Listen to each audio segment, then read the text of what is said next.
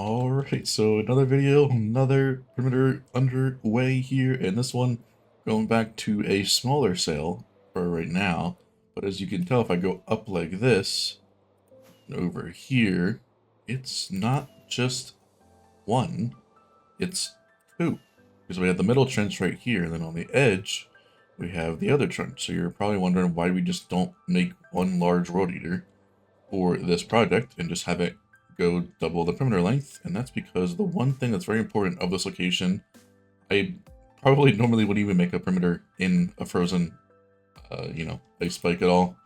But we go down here, you can see we have a portal in the center. And you're probably already asking, we already have one of these, what's the point of making another one? Well, the idea here is to use a lot of TNT for TNT looting projects. And this thing right here is pretty much the only way you can technically farm sand in quotation marks there. Because, you're just duping it, you're not really farming it, but it's really the only way to get large quantities of sand for the most part. So the idea is to have a sand, duper here. I think it's going to be one of the fastest. It's like some 400 some thousand, stuff per hour.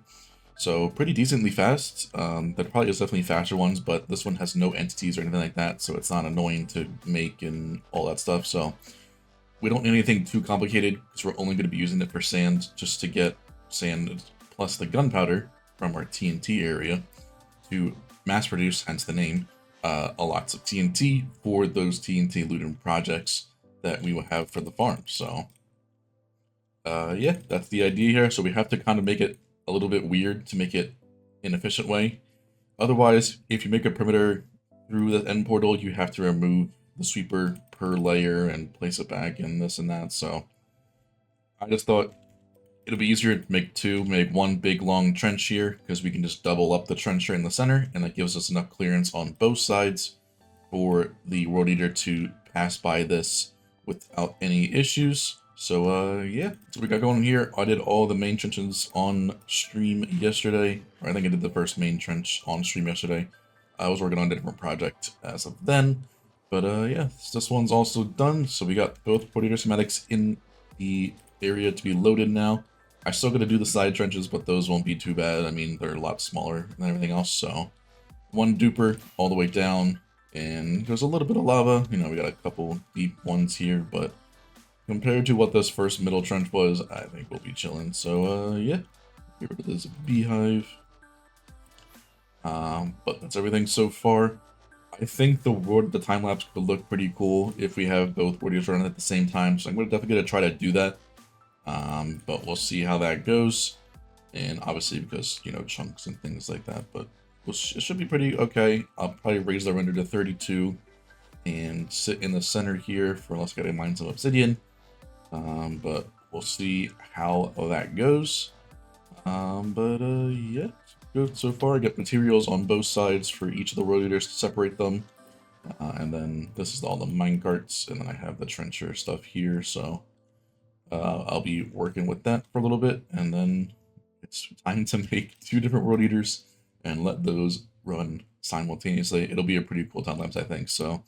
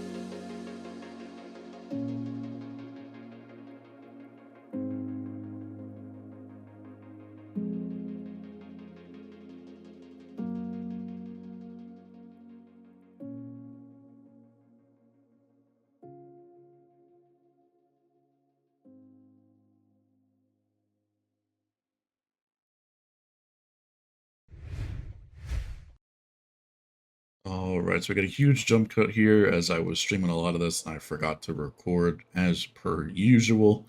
Uh, After that time lapse you saw, we had the full area cleared out, the double length perimeter here. And now the full overworld is completely done, including the duper.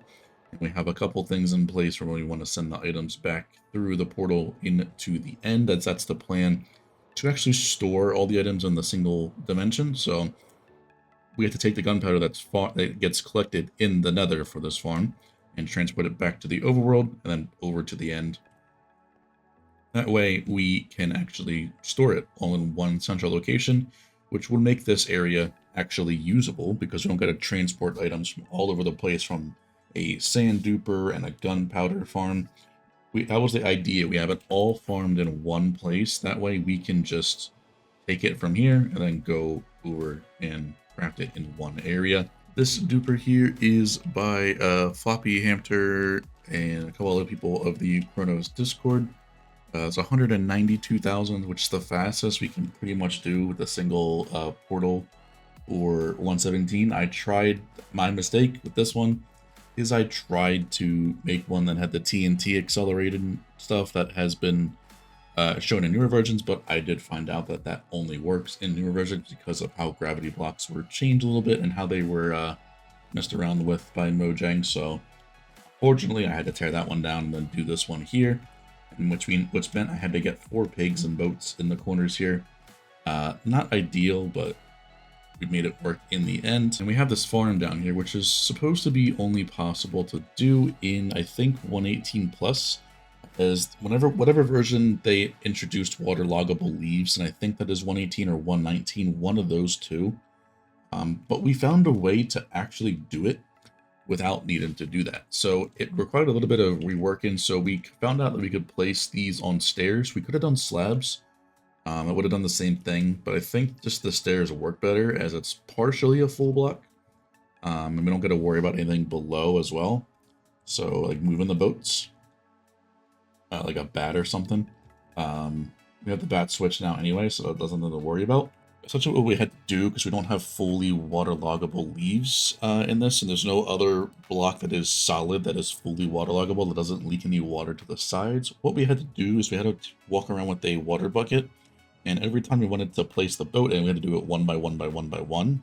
So we had to waterlog the stair, then we had to activate the dispenser to dispense the boat into the perfect position, and then we had to unwaterlog the stair. That way the water is not there anymore. So it is possible to do. It's a bit more tedious.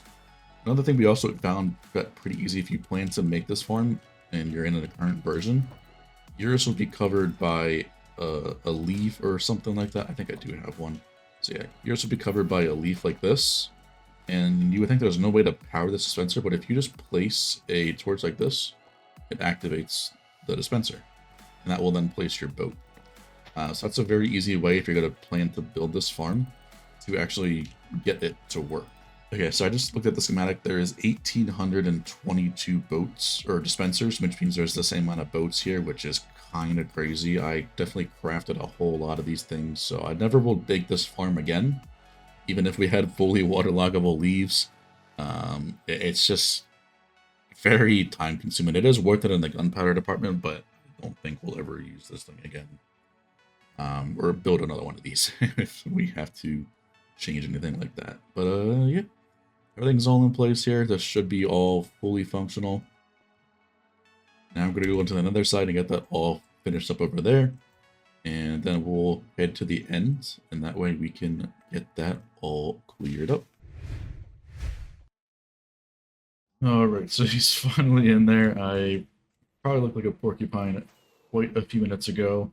Definitely not first try. He kind of got in there and then started walking back and forth, and then we had him down here at one point. So yeah, I'm not gonna get on the sword until I know the arrow is in the exact correct spot. So we're gonna stand on top of this, I believe. Shoot. We'll push this over. And the arrow did not fall down. That should be how it is. My guess is that the arrow wasn't on the right spot. Unless I gotta hit it again. There it goes. Hit it twice.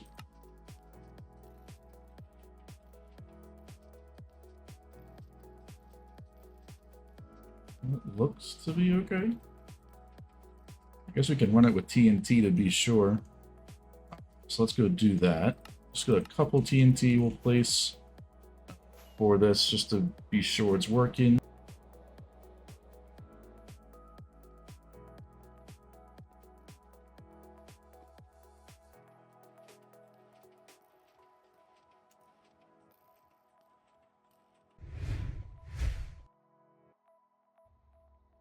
Alright, so I figured out why it wasn't starting. It's because it has TNT detection. So if you miss, I think, one TNT, it will shut itself off, which is pretty smart. But kind of annoying when you're trying to figure out, starting out for the first time, you don't have the bot in place to place the TNT constantly. But everything looks all good. I did add this little section here that will transport the drops to the overworld. I'm hoping that the TNT, or that the portal linking doesn't interfere with my test. It's fine. It's also higher than this, so there's no way that any of those portals should link to this one, because they do link higher. So will they link the closest Y value first, and with them being all the way down, they should all go to this one. This one. If not, when the farm's off, they will go here and instantly despawn. So yeah, there's that. TNT is working fine. Arrow looks to be in the right position. We've actually accidentally shut it off twice, so that also does confirm that the arrow will be fine as well. So we'll stop this for now. You can see it'll detect it. 2 TNT not placed. 3 TNT, 4.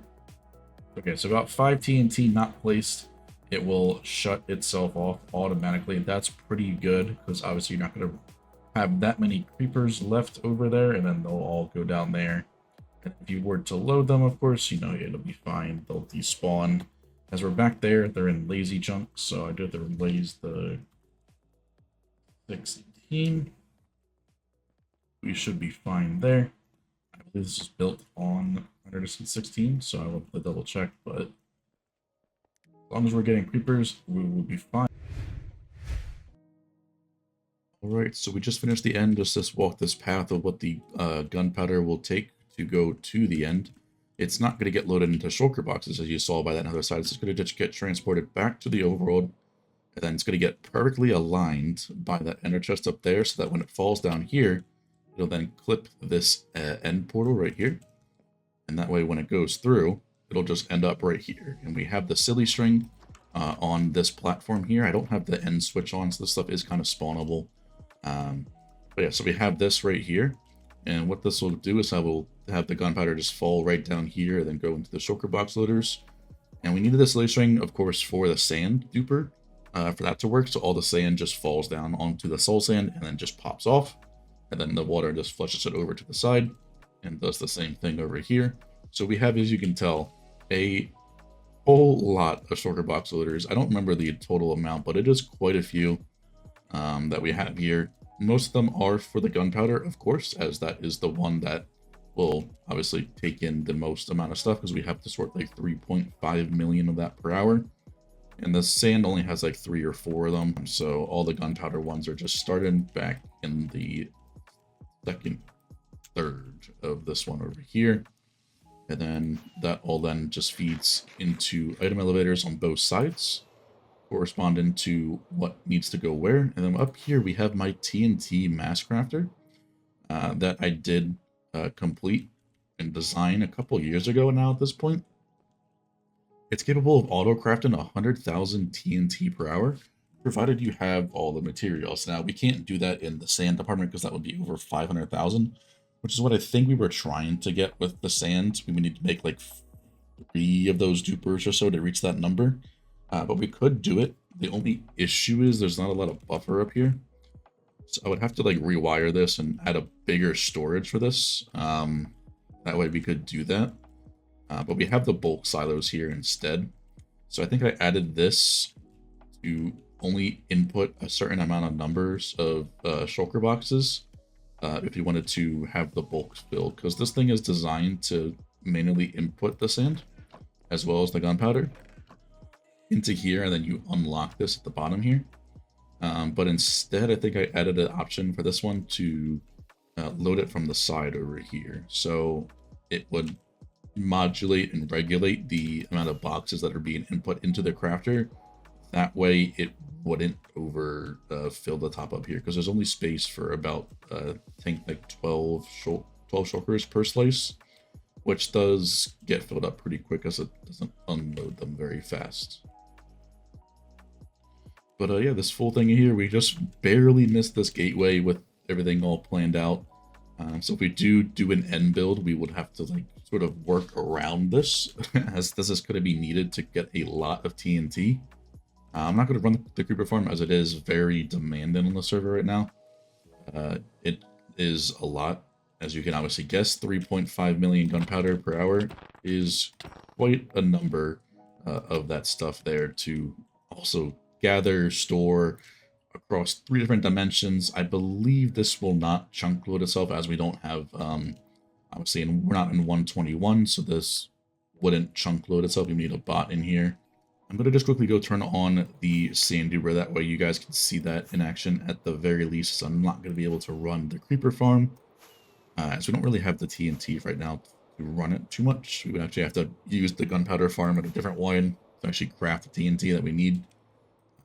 So let me go over here and just put a bot here for the moment in the meantime, just to get a little bit of something showing for you guys at the end of this video that you didn't wait so long to come out. And you guys can see the sand popping in. So 192,000 of this per hour. And I think the salt sand also has dual purpose. It also starts to bunch up the items, so that creates a little bit less lag as well. So we got all the sand now going all the way down. And that will start to begin to store it. It's going to get pretty loud over here, so I'm going to stand back with all those trapdoors that are going to be firing. But yeah, so the sand just goes right down. Silly string, the platform does not regenerate. I believe this feature was removed in one of the newer versions, so this wouldn't be possible to store it like this, but you also have the cart Eden. That would just be just as fast, and actually faster, to just handle all that within the underneath the platform as well. Yeah, everything's working fine here. I might run this a little bit to stockpile on some sand, as I don't know if we have any in the bulk slice as of right now. So I should probably run this a little bit just to stockpile on the sand department, as it is the slowest one. And the gunpowder we can run for about an hour and have enough for almost 1 million TNT. So I think that'll be good. If TNT Duper was ever removed, this will be a great situation. That way we don't need to worry about using manual TNT, which I'm all for, but unfortunately there's no way to do a perimeter in a reasonable amount of time without TNT duping with Road Eaters. So until that is added to the game, I will be, of course, duping TNT. I think I just saw one of the boxes go in here. Oh no, it needs to get a threshold. That's why we haven't seen any yet. So let's see if we have any boxes up here. That's our second box. So yeah, I'll run a little bit, get some of the stuff inputted into the bulk slice. We probably need to do it anyway, so I'll do that. We'll hopefully get to use this in the near future when we need a lot of TNT for some either dispenser grids or TNT looted farms that we will run in the near future. I think I'll probably get a lot of use around then, but until then, we will not be able to actually see its true potential. That's going to be it for this episode. Make sure you like, subscribe, all sorts of things, and I'll see you in the next one.